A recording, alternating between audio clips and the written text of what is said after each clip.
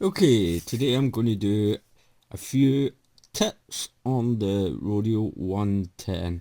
I've also done this type of video for the Rodeo 150. Now, I'm not going to start with the camera just now, we all know about that. I'm going to start with antennas. Um, this is a nice little antenna. It's a right hand circular polarization antenna, which is 1.7 dBi, with the little UFL connector on there, and it fits perfectly onto the quad itself. Now let me just get this strap out of here. Now I've noticed this is my second quad, by the way. My other one is right here, all modded up. Right, what I have noticed is there's different lengths of Velcro strapping in the way they've strapped it up. I've got a longer Velcro strap on my modded one and a shorter one on the new one that I got, and I don't know why I have that, but I do anyway.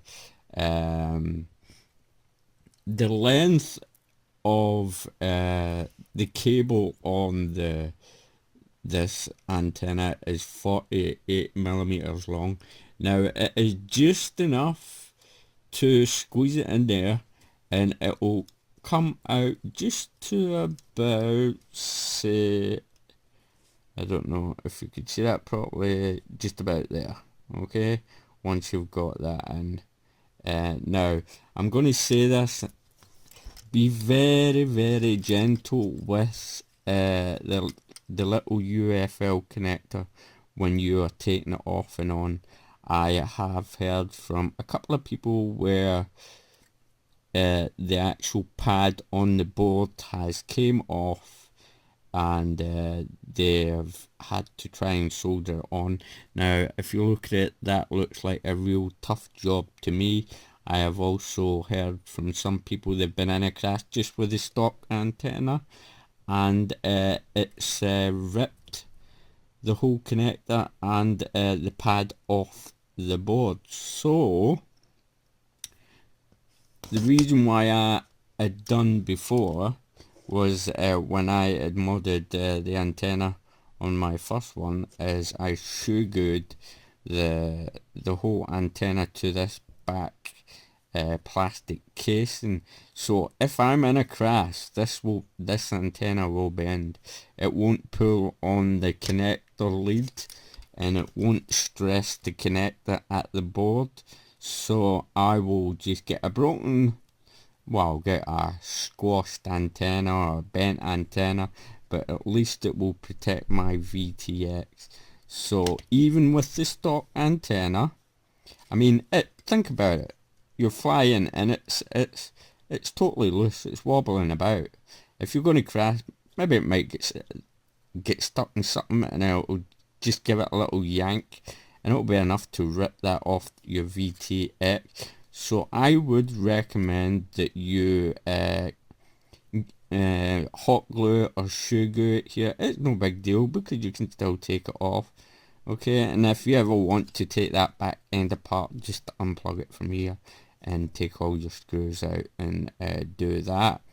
There is a little rubber cap that is at the back where you put where the antenna fits in. I've taken them off.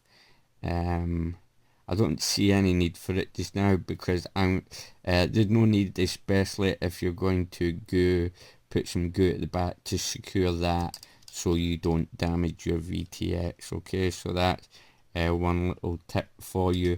And about that antenna, you can get this antenna from two places. There was one chap in the forum that actually found this on the same night that I did.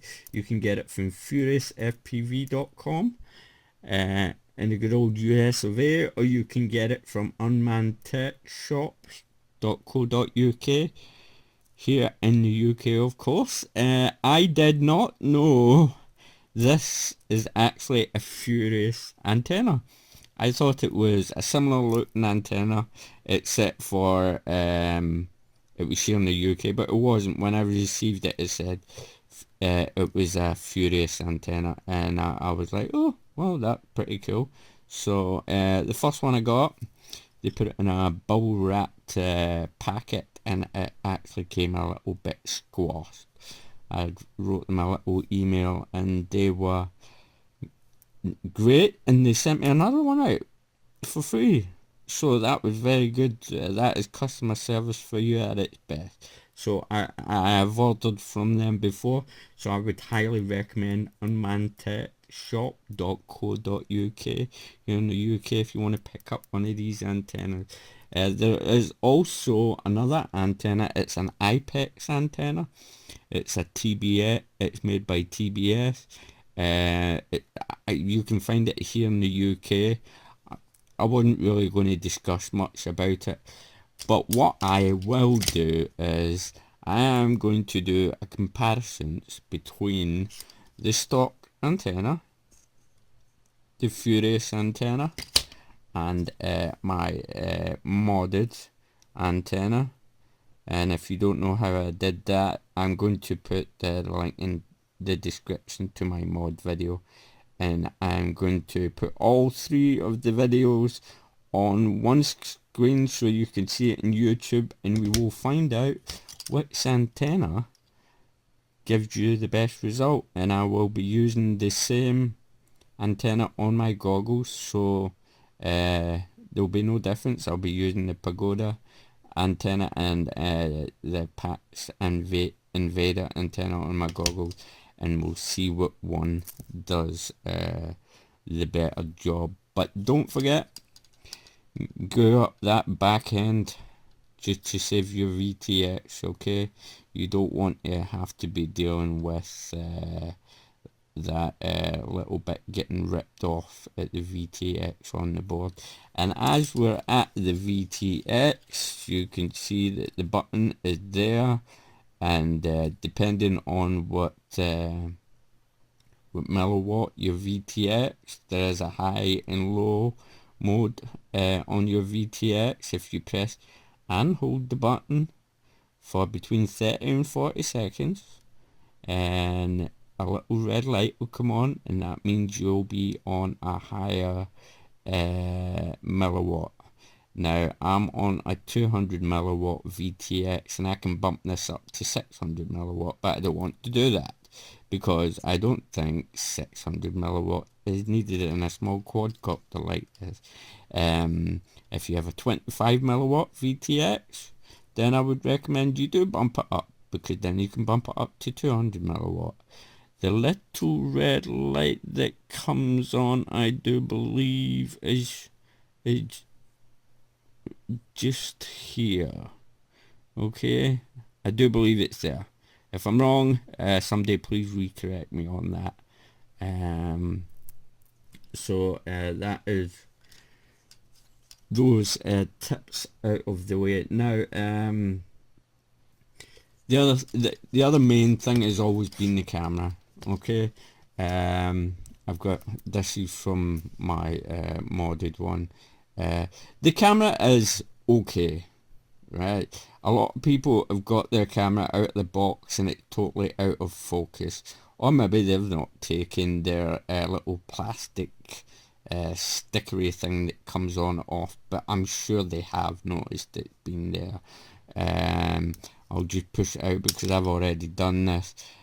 Just be gentle and go around the side. You'll see there's goop there, and I can actually take my camera lens in and out, and I did focus that up, and it didn't make it any different to me. It looked okay.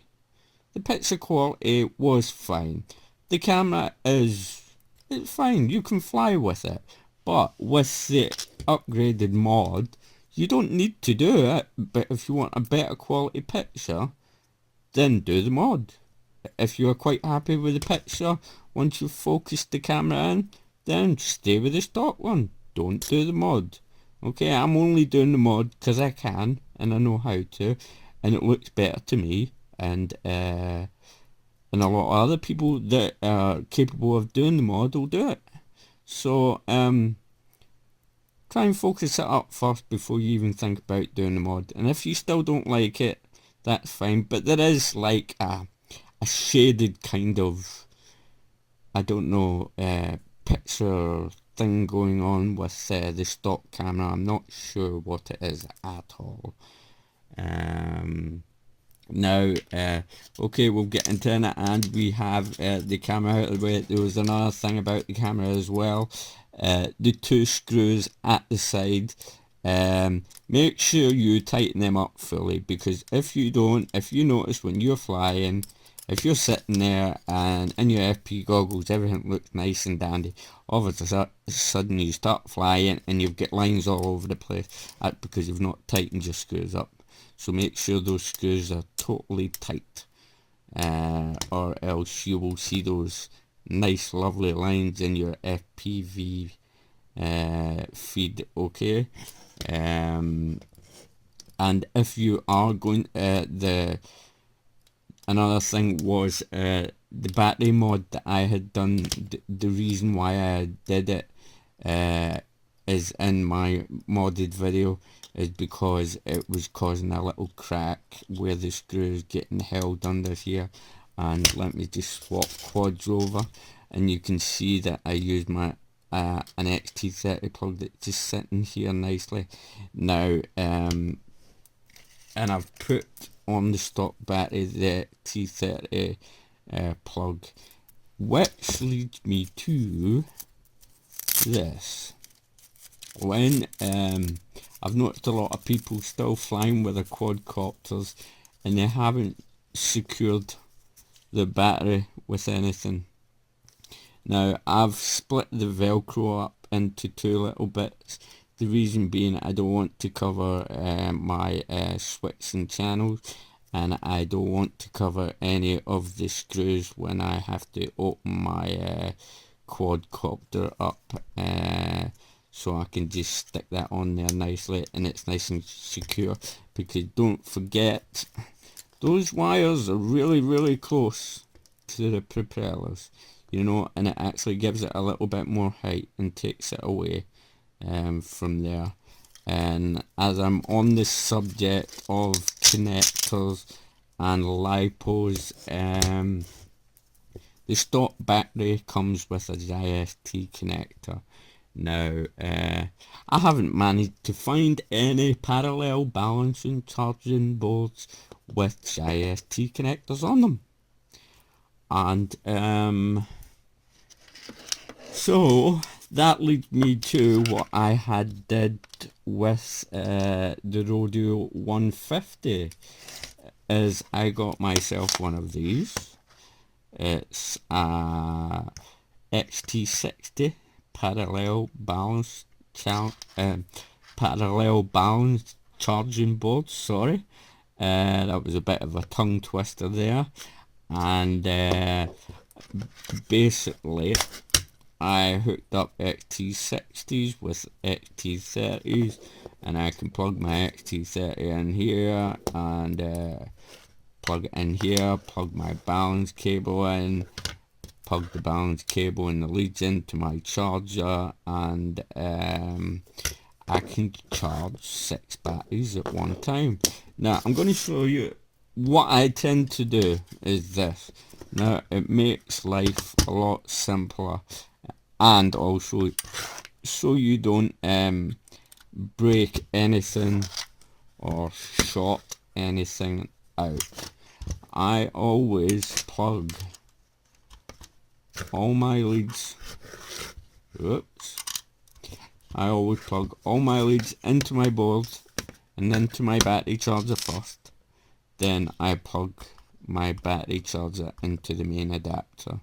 Okay, and once you have done that, you want to plug your balance lead into the balance port first, then you plug into the actual socket itself. And once you've done them all, you set your voltage for, you set what you what C rating you want to charge it at. If anybody any of you newcomers are stuck and you're not quite sure about C ratings and stuff, how to charge it, just leave a comment below and I'll be more than happy to help you out. But why I brought this board out is because you can get this board in many different formats. You can get it with Dean's, and this was the T60 connector one. So basically, if you get a female JST socket plug and an XT60, you could wire it up like, let me just get this for you. You could wire it up like, this is just an example, like so. Right, kid on that XT30 plug's not there, so you've got your XT60 and you've got your JST here, and you'll plug your XT60 plug in here and your JST will be sitting out here.